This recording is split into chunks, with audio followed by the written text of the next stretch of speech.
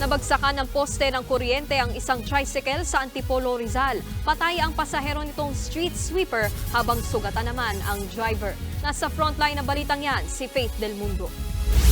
Nayuping parang lata. Ganito katindi ang sinapit ng tricycle na ito matapos mabagsakan ng poste ng kuryente. Nangyari yan kahapon habang binabagtas ng tricycle ang kalsada sa Barangay de la Paz sa Antipolo City. Dead on the spot ang pasahero nitong street sweeper na napuruhan sa ulo.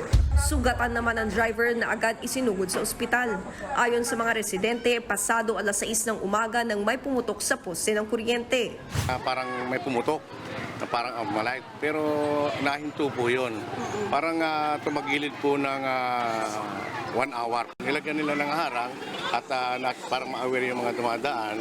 Anong nangyari po tinanggal, bumigay na yung poste. Agad namang rumisponde ang mga tauhan ng Meralco. Ano po talaga rason kung bakit bumagsak po yung poste. Sa ngayon po yung investigasyon, gagawin pa lamang po ng Meralco. Okay. Ang Meralco naman po ay lagi pong handang tumulong. No? Sa katunayan po yung aming legal department, dumulog na po dito kanina. Sa ngayon po, tumakbo na po siya sa police station at nakikipag-diskusyonan po doon sa ating mga victims. No? Napalitan na ang bumagsak na poste at naibalik na rin ang supply ng kuryente sa lugar. Kapag may nangyaring ganitong aberya, agad itong i-report sa Meralco 24/7 hotline. Nagbabalita mula sa Frontline, Faith Del Mundo, News 5.